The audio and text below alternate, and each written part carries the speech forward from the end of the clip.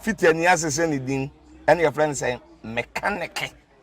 na prophet kumichacha ma sesa me YouTube no ba bia me hwe bia ma change afro and maba too much GH hwe na prophet kumichacha me so me hwe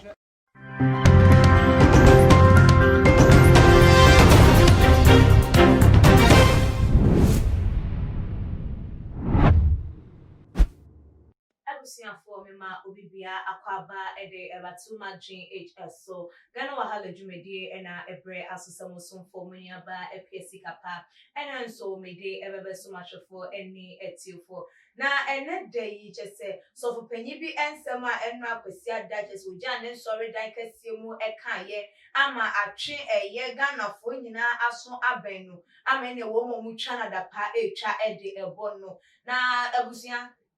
say we nipa be 100 si wonum say wo mo enkasa mfa ye papa nensem wo de tu edwa ho a emu 99 ene twa edebo no 1% pe na etimi ka say o oye nyame nipa enti ni kwa say ye super no yesa na ye papa ye Reverend Sam Crunchy Anchor with that Royal House Chapel International anon na meka no ho asem say de munim no na no kwasi ada na chese amanyoku a wo mudi nkugwe na omune na munsore na chese ti say de omo ye campaign fifi mu de ye abi ene omune na munsore dem de nyame asem wo hwesi epane bambo a wo mo de adom wo mo ama wo mo zukunidie no etimi akom de ama omune wo mo a wo mo di nchosu so mentimi akwa asore nso de ene na chese wo mo ti fie ebo wo mo body ampesi bi na se bancha ampesi nso a wo mo ebo eji na ya papa a chese wo no nso no dodo na susu say wo ye NDC ni because of the statement what they abeto abonten bra na wo preach na chese wo chireman ya man panyin na nado dankwa Akufo-Addo his excellence wo no enfa form na won frɛ former president John Dramani Mahama na ne eja a wodi wo man so won kan che ne sem se de be yi a asundue ebekoso wo man mu no wonja bibie mu ema no enye den enka na wo bo mpa ye se wo beti sa ense we bi se o we bi abram office na ye nkasa na ebi mu so parliamentary seat ni de keka hu nyina chese ni nyina nyame abasa enye kase na bibia entimi nsato ewo asundue mu na ne nsem we na ebusuafo Ghana for say adenti e no kokakasa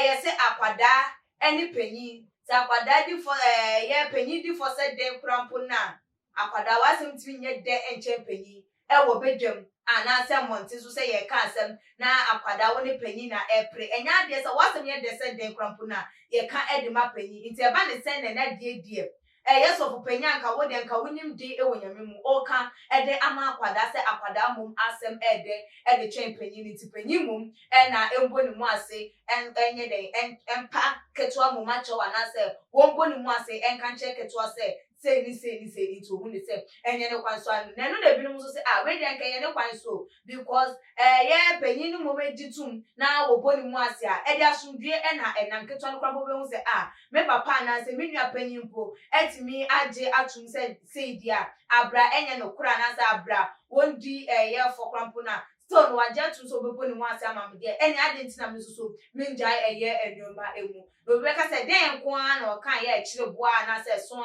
enu ti dodo na e kasa se mama menkenkan ye ni speech no emfa emamo ye papa Reverend Sam Crunchy Anchor Royal House Chapel International say eno de nsem no etu edwa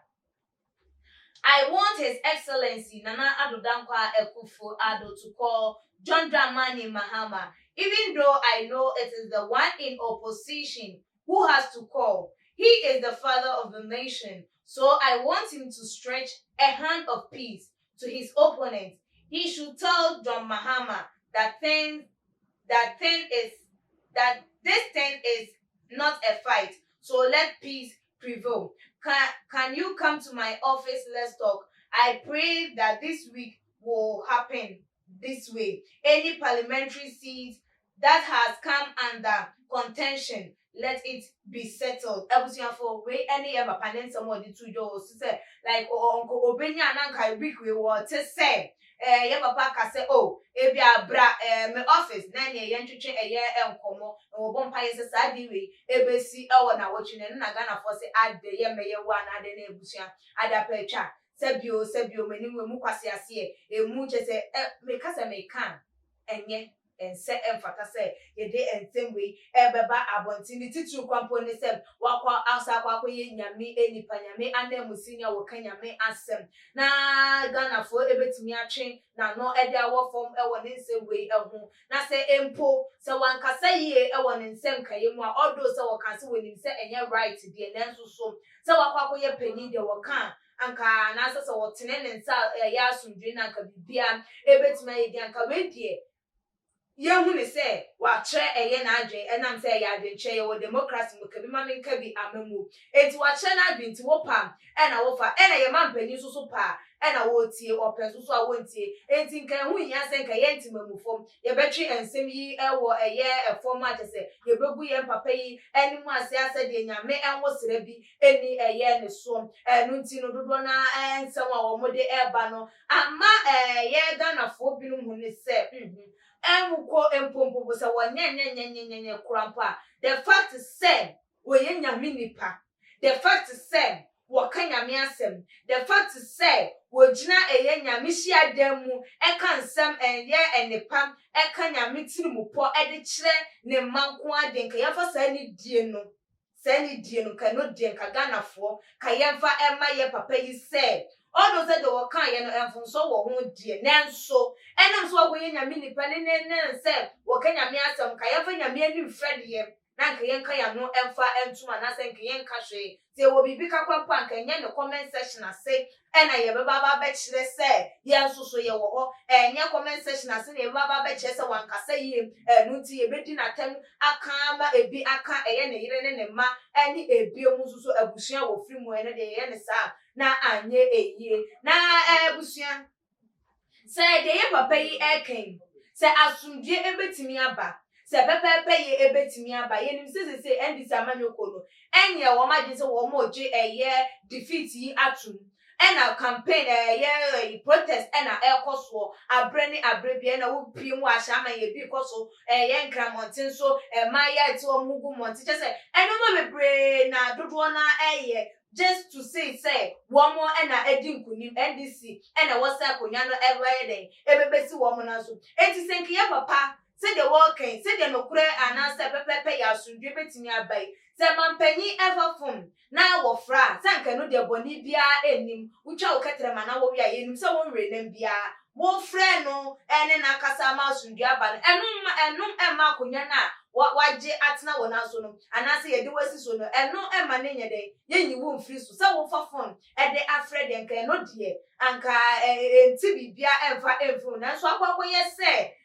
penyin ni akwada se dem di kankan ye no penyin ene akwada e kan asema ye ntimi fa eye bembo no ema eye akwada na ye papa yi de se ye mampenyin dada mom edi bem e woni ne ya wo ye wonu nti mampenyin na nadoda kwakufa do emfa phone emfa no na bibia ento ye ne nti ena ma eye Ghana for dreams no ho a wo mo ente eye asenan so senka asundue ebeba na pepepe ye beba de nka ye dreams ananka yesu se ye papa yi kan anka ne kwan so a eno no ana abusuafo won so san ena wo adwen esi efa echo ye reverend Sam Kwanche Ankra wo kan ye no wankasa ye enam se dodo na so ye NDC ni nti na wo kan na NDC ana se redie ye nyame asem nyame etimu pose de be asundue be bo memu eno nti na wo kan ye se de anka be ya ye nyina yakoma ebeto ye say ena wo dwen esi efa on February o to my GH comment section na ebiem so like videos no share o other social media platform so follow ye IG page to my GH_ Facebook too much GH meeting at the Equity Kappa that's ne ye besanisha